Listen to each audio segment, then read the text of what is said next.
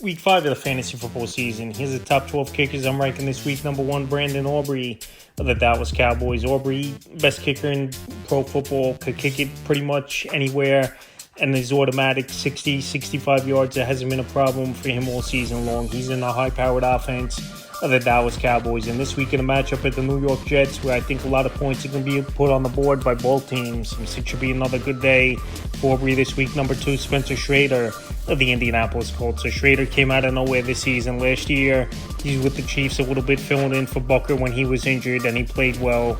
But obviously, they kept Harrison Butker. But now found a home with Indianapolis this season. And the first month of the season, all 4 games, double-digit fantasy points for Schrader. So this week back home indoors, Indianapolis, always a plus. And with the Vegas Raiders coming to town, it wouldn't be surprising if it's double digits once again for Schrader this week. Number 3, Jake Bates of the Detroit Lions. So this Lion team traveling at Cincinnati. And I say this a lot in my videos. Anytime you're in a high-powered offense, opportunities are going to be there 2-3 times a game, kicking field goals, and obviously a bunch of extra points. And this week at Cincinnati, I think Detroit's going to have their way going up and down the field in this ball game, and Bates is going to get opportunity. Number 4, Cameron Dicker of the Los Angeles Chargers. Dicker, one of the more accurate kickers of all time in NFL history. He's on a solid offense, obviously, as well, of this Los Angeles Charger team, where they've stalled out at times. And this week versus the Commanders, I think a few times you might see them stall out. And another plus, obviously, it's back home in Los Angeles, indoors at SoFi Stadium. Number 5, Chase McLaughlin of the Tampa Bay Buccaneers. So Chase McLaughlin, last couple weeks, he's bounced back after early season woes, missing extra points, missing pretty easy chip shots. But the last 2 weeks, he's been back when they're kicking the football good. The only thing, those were 2 home games where he's been a better kicker at home than he's been on the road throughout his career. And it's a tough environment to go into the 12th man and kick that football. But McLaughlin, like I said, 55, 60 plus. He's been kicking these footballs from distance the last couple weeks. And at Seattle, there's going to be opportunities for him in this one as well. Number 6, Harrison Butker of the Kansas City Chiefs. So this Chief team, they wrote the ship now over the last couple weeks. Started 0-2. The offense looks better.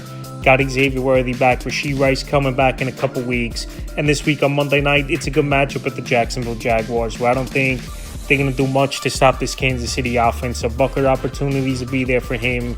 The only thing with Harrison Butker, extra points have been a problem for him, but 50-plus yards, which used to be a problem for him, he's fixed. And he's been kicking the football like these other kickers in the league now from long distance, 55, 57 yards. So Butker this week at Jacksonville, like I said, opportunities to be there for him in this ball game. Chief team has definitely turned their season around the last 2 weeks. Number 7, Joshua Carty of the Los Angeles Rams. Anytime you're in a high-powered offense, and especially in one like this with this Los Angeles Ram team with Matthew Stafford, Puka Nacua, Devontae Adams, that football moves in up and down the field all game long. You're going to get opportunities in the red zone.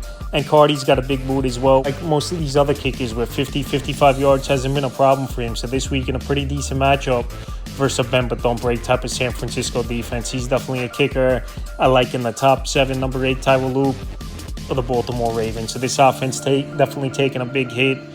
Lamar Jackson out 2 to 3 weeks with a hamstring injury. And now Loop, they might have to trot him out there to get points on the board, where obviously it's not going to be a lot of touchdowns as it was if Lamar was in the lineup. So Cooper Rush, definitely a capable backup. Obviously for this Baltimore Raven team, he's filled in on and off a few seasons for the Cowboys and put up some decent numbers and led them to decent records. But I think they're going to be stalling a lot in the red zone, and Tyler Loop's going to get more opportunity now. Number 9, Kaimi Fairbairn, staying in the same game with the Houston Texans. So Fairbairn at home, he's been a better kicker than on the road. Obviously, indoors in Houston is always a plus. But this week in Baltimore, it's a good kickers environment. Like I said, they got to put points on the board, even though it's a relief for them probably that they don't have to game plan for Lamar Jackson in this ball game. But Fairbairn, for the most part, he's been solid over the last couple of seasons. Number 10, Cam Little of the Jacksonville Jaguars. So we know he's got unlimited range. We know all the hype. And obviously the viral video of him hitting a 70-yarder all over social media for Cam Little. But this week they're going to need him to kick some deep ones, I think, if they want to compete with this offense of the Kansas City Chiefs. Because like I said, this Chief offense is starting to get things going. He's starting to get it back like it was a couple of years ago with players coming back to the lineup as well.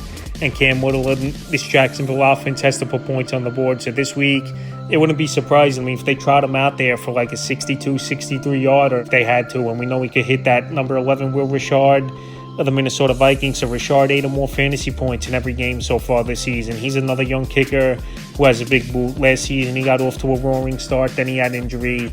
And then this year, coming into the year, he was pretty much undrafted in every fantasy league out there in over 90% of weeks. So Richard this week, overseas game, had a good kicking game last week overseas. And versus a bend don't break type of unit, the Cleveland Browns, I think he'll play in to a decent outing once again from Richard. And the 12th and final kicker I'm ranking is Nick Folk of the New York Jets. And Nick Folk, 40 years old, still going strong, hit a 58-yarder in the Week 4 loss at the Miami Dolphins. And this week, a great matchup versus the Dallas Cowboys, a defense that can't stop anyone.